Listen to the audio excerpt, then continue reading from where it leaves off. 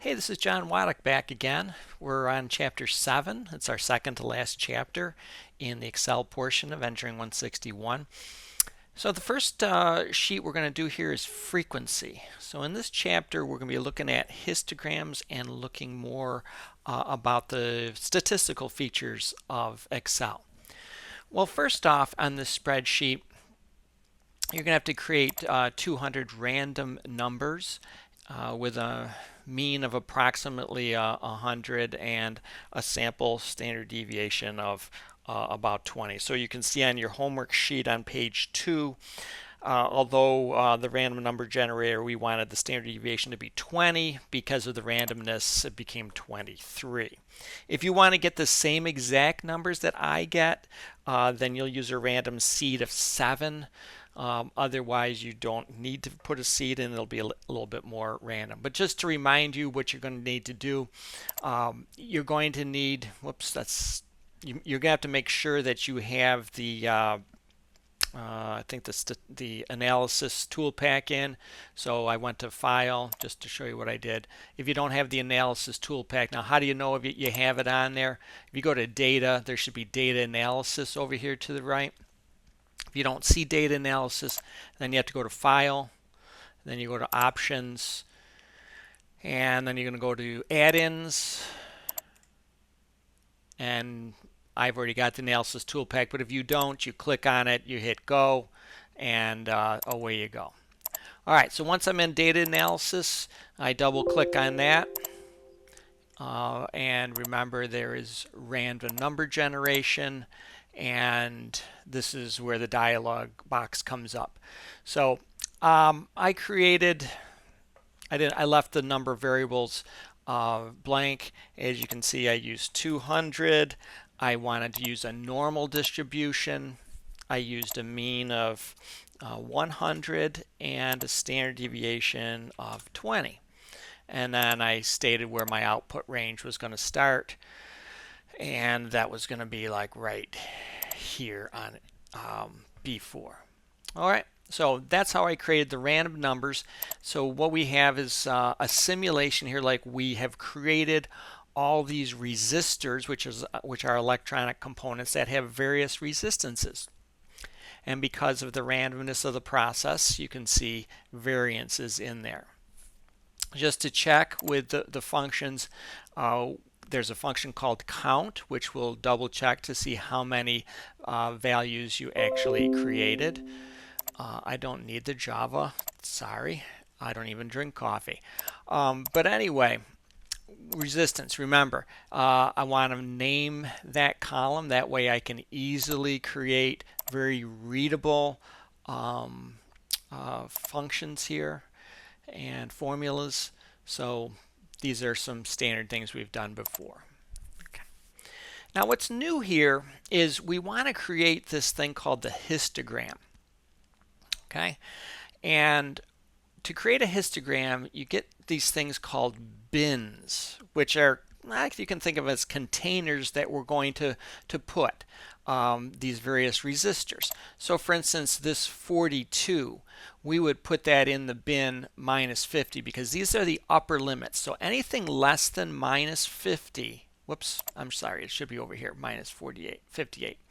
Okay, these are our deviations. That's what we're going to put on our histogram, I'm sorry. And the deviation is just simply the sample mean, which I named, minus the, actually the resistance minus the sample mean. Okay, so these are values that we're going to plot in a histogram. So first thing we're going to do is categorize where we're going to put each of these deviations. So minus 58, it's going to go into the container or bin that will put any deviation that comes up less than minus 50. Okay, this 2, which is next, is going to go into the bin that goes up to 10. Okay, so once you get past this first one, which is anything less than 50 is going in, this minus 40 means anything between minus 50 and minus 40 is going to go in that one. Okay, so these are the upper limits of the bin. Now, once we have those upper limits, we're ready to create this histogram, which was all this stuff down here.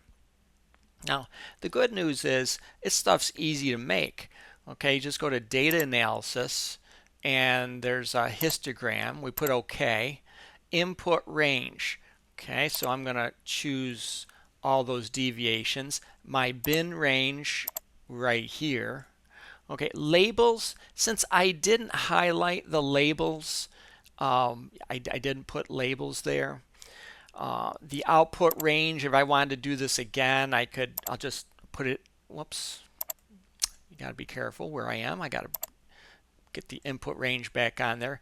I want to put it in the output range. I'm going to have to make sure I click on that. And let's say I just want to put it over here.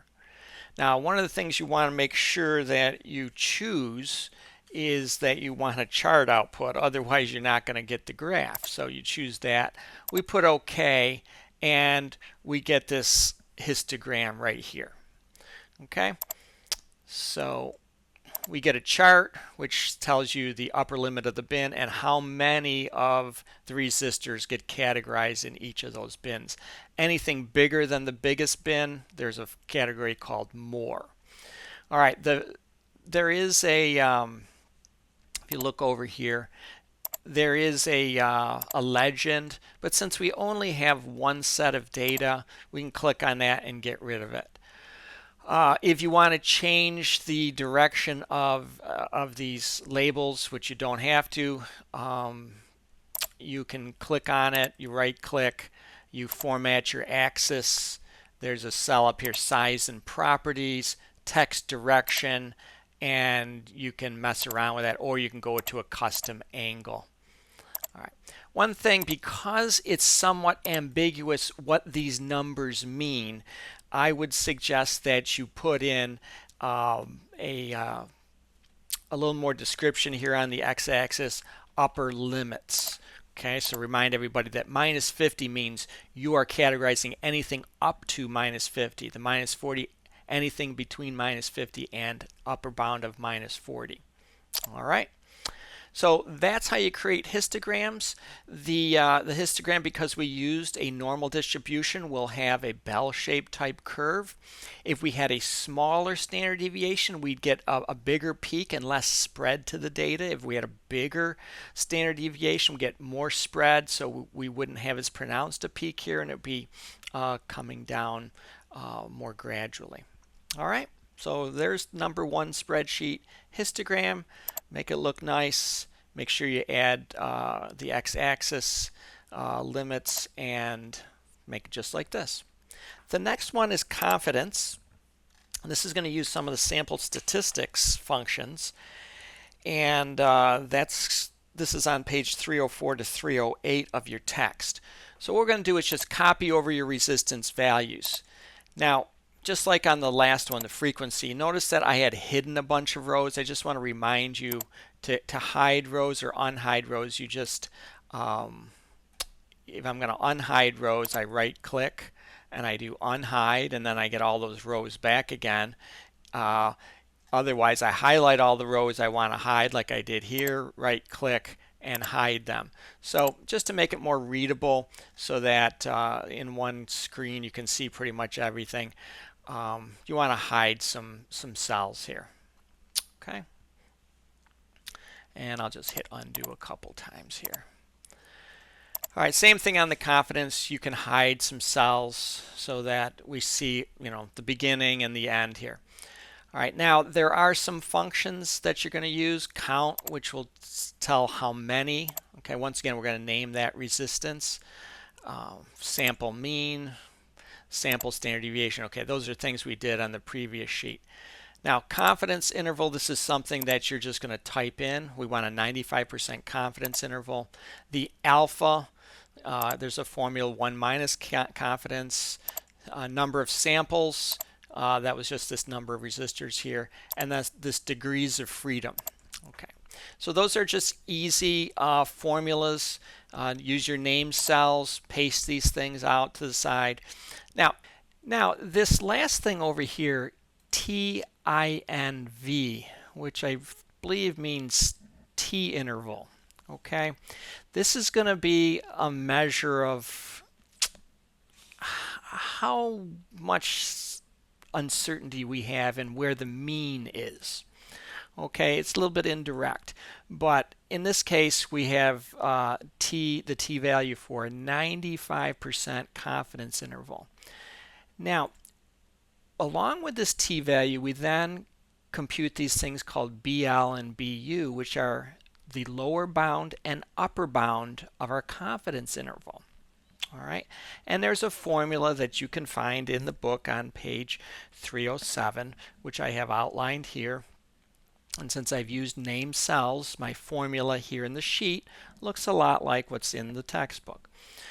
But once we compute the lower and upper bound, what do these two values mean? Okay, so if we kept track of every resistor that, let's say, our process ever created, okay, now and we got the mean. That would be known as the population mean. A population mean is the mean of every possible resistor that this machine or process ever created. Now, if we had some way of getting that value when this, maybe a year from now, these lower and upper bounds means that the overall average of every resistor created in this process, that overall average would fall between these lower and upper bounds with a confidence of 95%. Okay, so in statistics, what we're trying to do is use a sample size, okay, to try to infer what the overall average is going to be.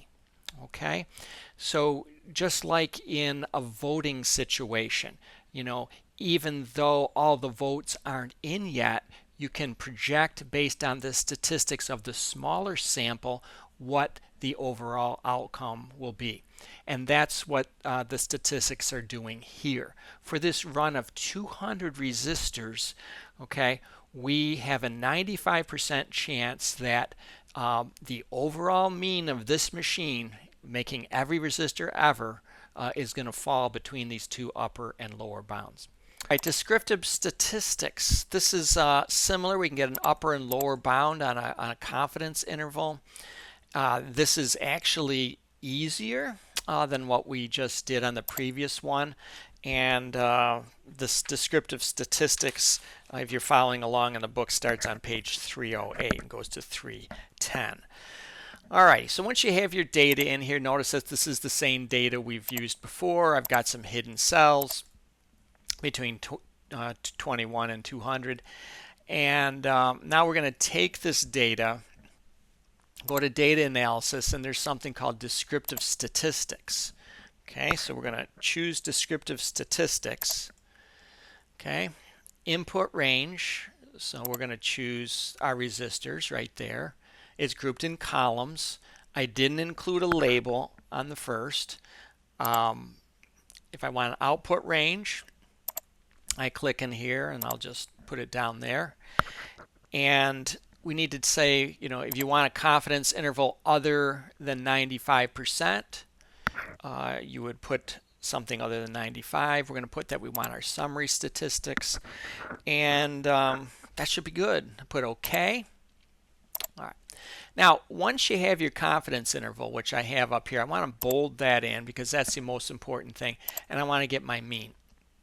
All right, to get these upper and lower bounds here, I don't need to go and compute my own t-values or anything like that.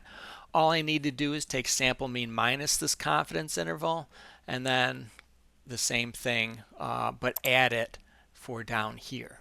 Okay. So you can see that if you use descriptive statistics, you already get your 95% confidence level. This is the plus or minus value that will encompass 95%. And once again, in the descriptive statistics, you could use something different than 95 in the dialog box. All right, let's go to the grading spreadsheet. A lot of students say, hey, are you going to curve things? Are you going to curve? Now, most of the time, a student feels like a curve means everybody gets a higher grade. Okay, strictly speaking, and a lot of large universities where you're in a class of 400 students, a lot of times they'll grade on a curve. Now, what that means is to get an A, you need to have 1.5 standard deviations above the mean of the class. All right. To get a B, you need to be the mean plus 0.5 times standard deviation. So these are these formulas that I have right in here. Okay. So, and then so on. A C, you just have to have something better than the mean minus a half a standard deviation. To get a D, it's a mean minus 1.5. And then 0 is just something we need in this lookup table. All right. So this highlighted area is, I've already named it grade scale. That's right there. So that's one of the named variables. These test scores here that I have named those test scores. And so here's what we need to do. And I've got the formulas. First of all, we're going to take the raw test scores and we're going to round them. So you notice that I did round. I'd round it to 0 places. And then I'm using my lookup table, all right, to find what letter grade I'm going to give. Okay, before I do the letter grades, I obviously have to compute the mean and the standard deviation. All right, now when you go and do a histogram, all right, these over here are going to be our bins. Okay, there's no sense putting 0 in because if you get anything less than a 37, you got an F. Okay, so although for the lookup table you needed the 0, for the histogram you do not.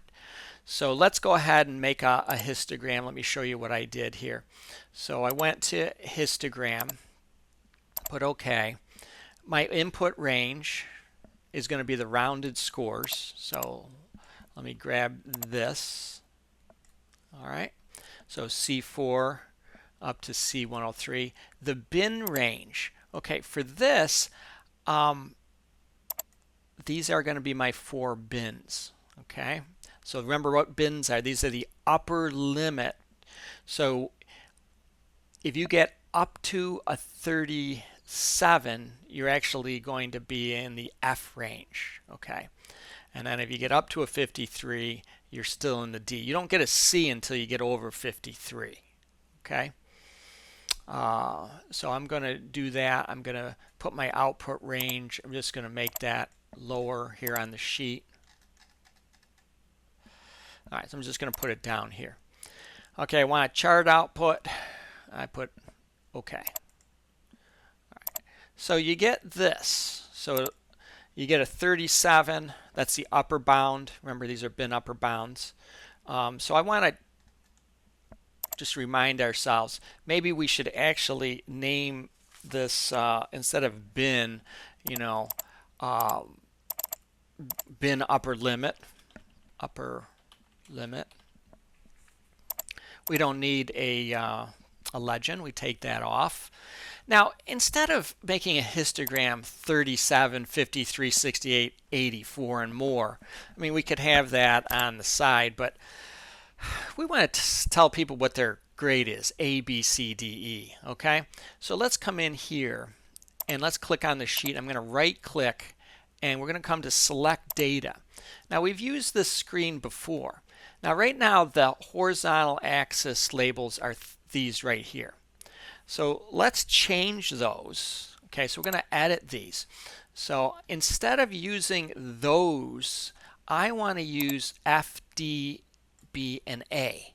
Okay, and I'm going to put OK. See, those are going to be my categories. Now I put OK, and now this is more meaningful. Okay, these folks down here, this tells you how many F's there were, D's, C's, and A's. You know, A used to be called more.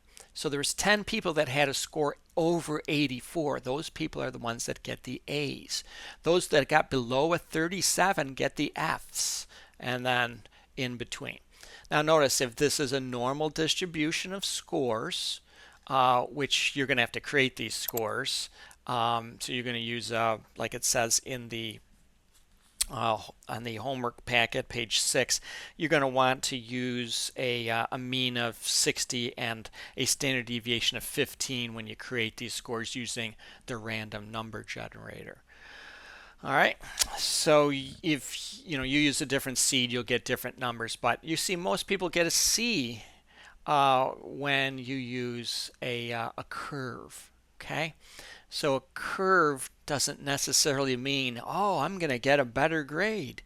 Okay, it just makes your score determined, your letters grade determined by how you do relative to the class.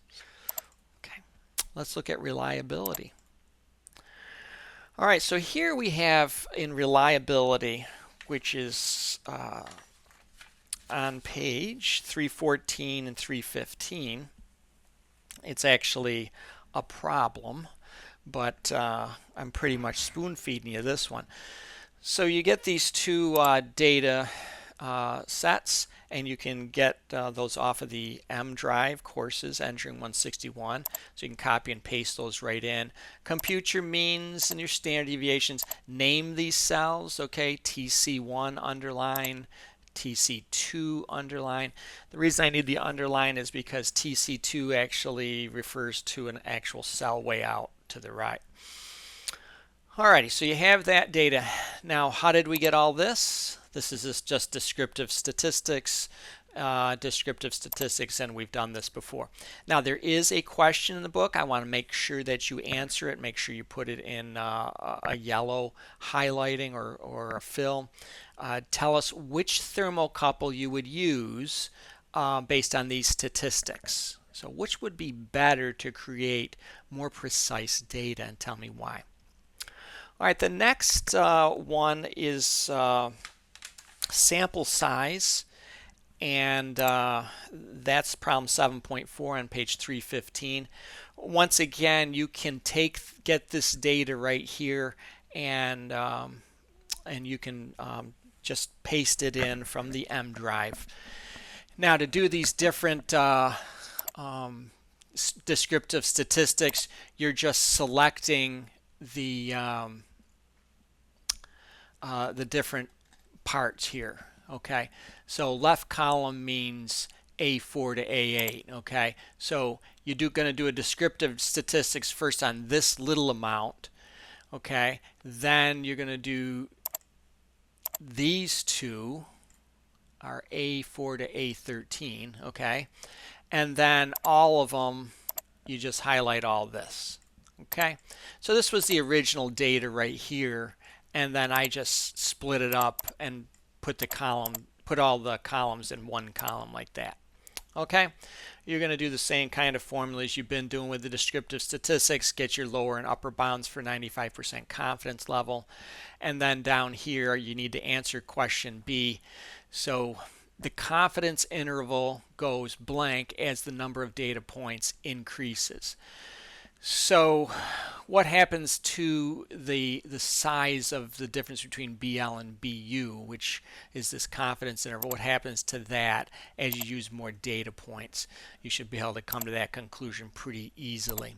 All right, the last one is curve. This is pretty easy. You're just going to get this data right in here. The thermocouple readings, once again, those are in the M drive, so you can just paste all this in. And you're going to get the average of your thermocouple and your standard deviation. Okay, so we're going to get thermocouple reading on one side and temperature on the other. So what a chart like this will tell you is you can use this thing called a thermocouple, and a thermocouple will give you a voltage that is proportional to the temperature. So because we've calibrated this and we've got thermometer readings for the temperature, and then we have average voltage readings for our thermocouple, we can get a graph so somebody could convert from thermocouple voltage into a temperature or vice versa. Okay, so you're going to make this, you're going to put a trend line plot, you know how to do that. These error bars, I want to remind you how you're going to do those. If you didn't have error bars on the chart, I'm going to take those off. Let's just remind ourselves how we do that. I'm going to click, and let's go up to design. Okay, and we'll go to design, and we're going to add a chart element, and we're going to add error bars. Okay, so we're going to go to more error bar options, and it just plows something in there. But I've got to fill and line effects, error bar options. So I go to error bar options. I want the arrow or the line to go above and below. I want a cap, which means it has a line on there. I don't want to use a fixed value. I want to use custom. Okay, and I'm going to specify a value for the positive and negative values. And I can't, okay, pull that down a little bit. All right, so for this first one, I'm going to highlight the standard deviation. That's the wrong one, sorry. I am going to put the standard deviation. All right, and then down here, I'm going to do my standard deviation again. All right, I'm going to put, I can see I got an error here for some reason. I put 1 plus. I'm just going to get rid of that. And we're going to put OK. All right, so that will put the standard deviations out. Now put some on the vertical and the horizontal. Now for the horizontal, just zoom in a little bit. Okay, or you can use this zoom right here. Okay, and just click on the horizontal part and put delete. This little problem of the horizontal coming in all the time has been around with Excel for several versions. I don't know why they haven't fixed it by now. But there you go. You got some nice error bars. You got a calibration curve. Make sure you put a nice title on there, the axis labels, and you should be good. All right, Chapter 7, Statistics, all done. We're going to go to 9 on our next movie. Until then, work hard, make me proud.